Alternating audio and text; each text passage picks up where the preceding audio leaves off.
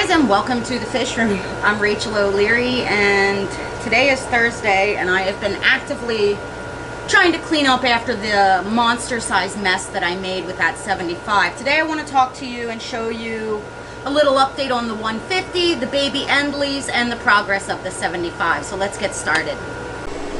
I'm having another snow day in the fish room, so I thought I would take today to shuffle some more fish around. If you guys remember correctly, in this aquarium I house Stiphodon atropurpureus, and I've caught them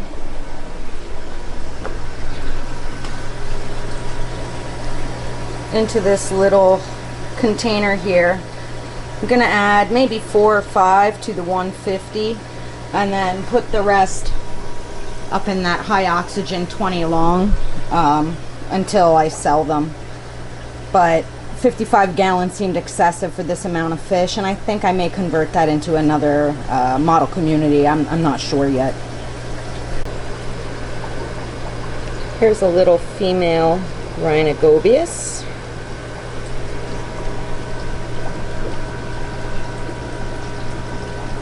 And then the yellowfin shiners, white clouds. Brachydaniocaethid is the spotty dude, and the yellow shiners. Down here is a male rhinogobius, another male rhinogobius,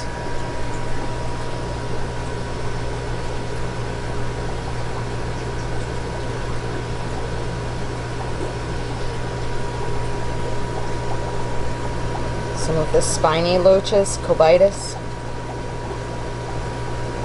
I think they're so cute. There's a whole lot of those in this aquarium at this point. They've been breeding.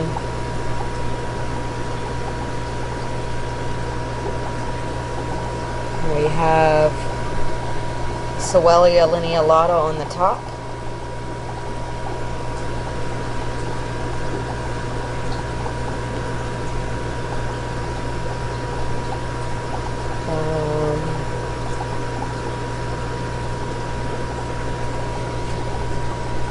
One of the Stiphodon atropurpureus that I just added. I think they're going to love this tank. It's got all that thick algae growth everywhere.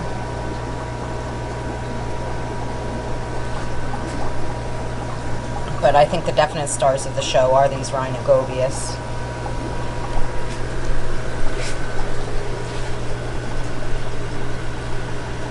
And plants are all doing really well on this side of the tank.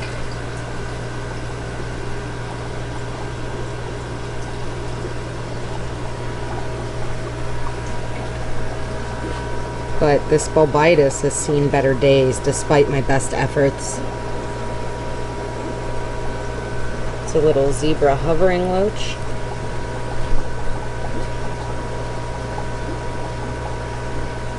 I really wish I could get more of those.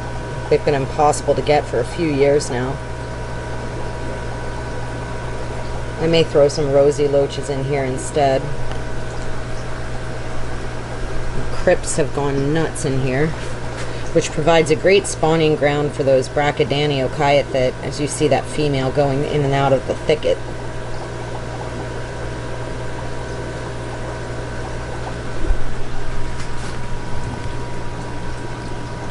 I've really fallen in love with all of these shiners, though. I think I'm going to get a bunch more for this summer, if I can find them.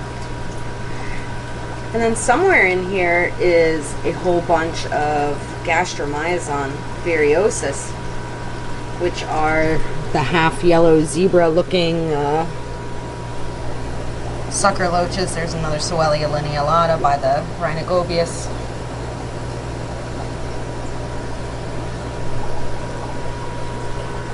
Oh, there's one of the Gastromyzons right up in that rock. Of course, we're not going to be able to really see it. They spend a fair amount of time climbing through all the rocks and things in here.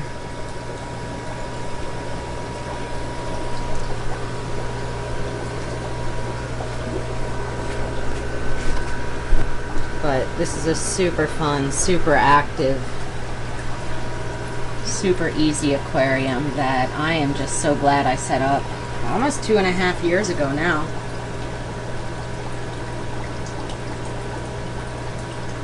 It's been very rewarding. Nope, those are Soelia. A male and a female.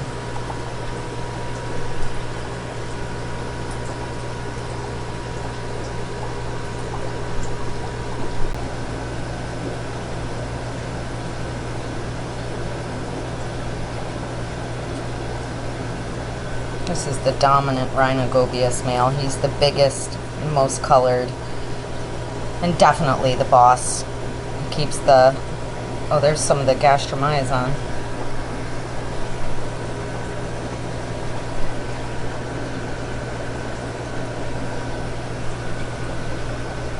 Some of the silver coolies just came out of the woodworks. I haven't seen them in a while.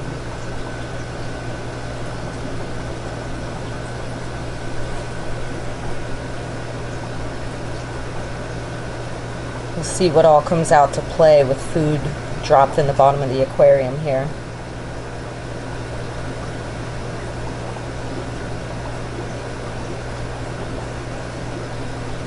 Ooh, there's the gastromyzon variosus on the left. Gorgeous, gorgeous, gorgeous.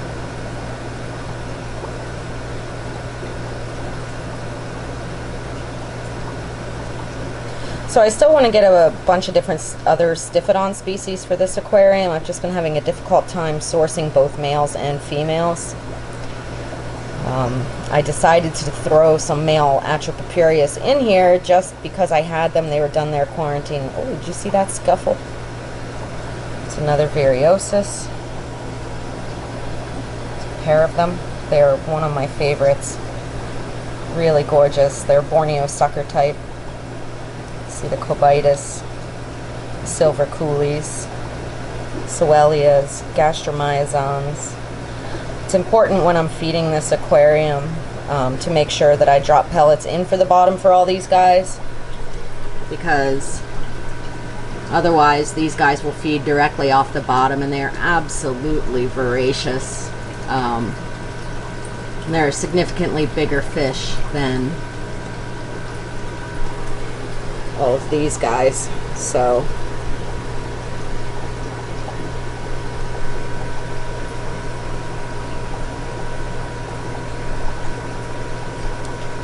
coolie loaches, these are the only type that don't freak me out, and I don't know why.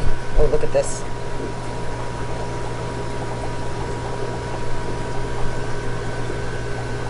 We're having a sparring display here over who's the baddest Rhinogobius in the tank.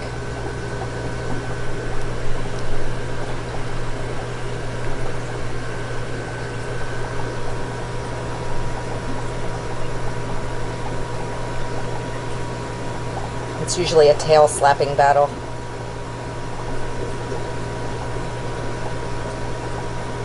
Aren't they beautiful though? This only really happens when there's ladies in the tank. Look at them puffing out their cheeks.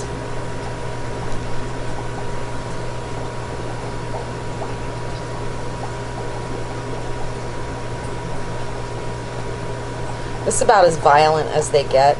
I think it's pretty hilarious, but it really gives you an opportunity to see how the margins on their fins turn blue.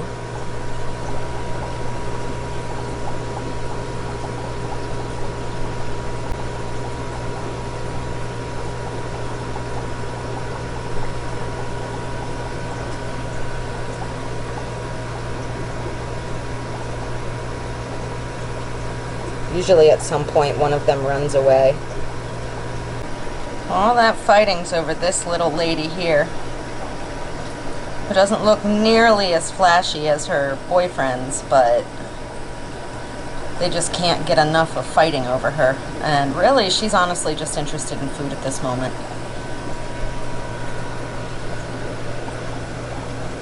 This cave here in the 150 is a super hot spot for all these bottom dwellers. They just love it.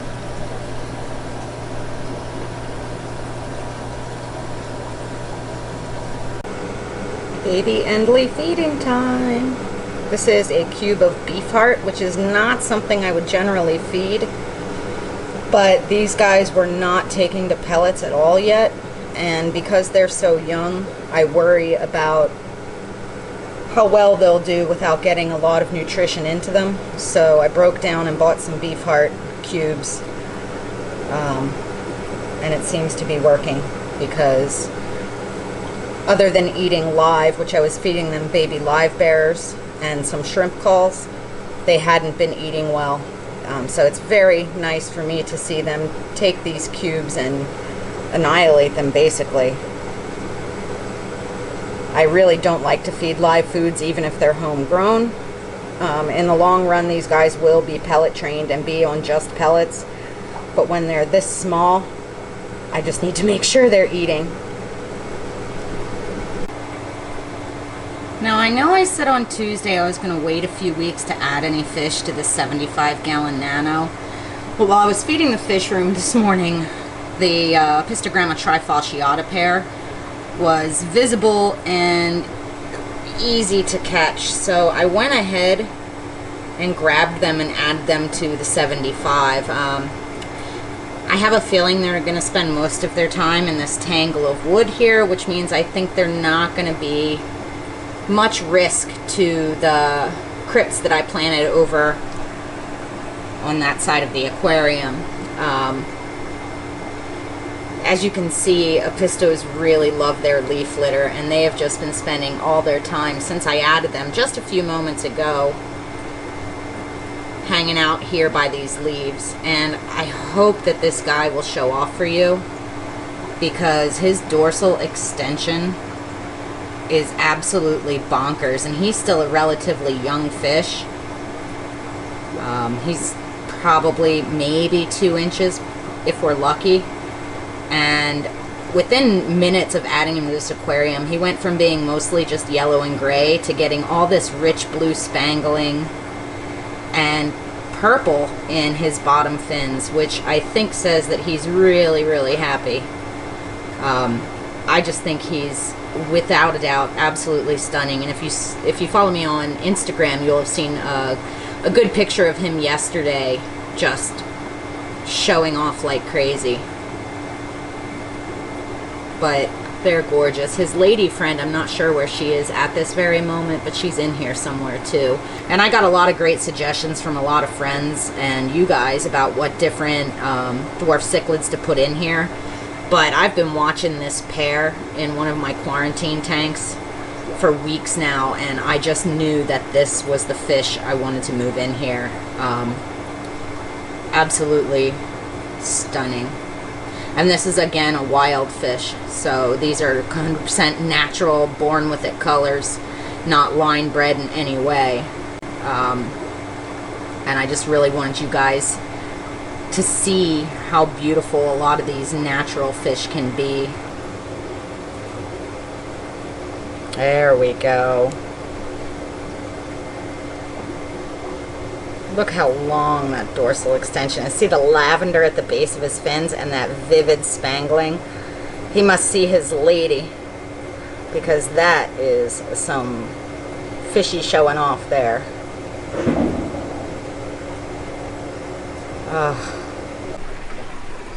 So I'm going to get back to work shuffling fish. There's lots of things I want to move around. I'm going to be tearing a lot of these tanks down to restructure the fish room, and I'm pretty excited to share those projects with you guys. But no Thursday vlog would be complete without at least a brief glimpse at the big boys and their begging, and a quick glimpse at Captain Cranky Pants. As always, thank you so much for your continued support. I just wanted to remind you that the merch is available, and Knuckle shirts will end next week. Make sure you stop by my Instagram, my Facebook, and my website, MsJinx.com, where you can find my upcoming speaking engagements, my current stock list, and information on all things nano. I may also do a special run Captain Cranky Pants shirt at some point, so stay tuned for that.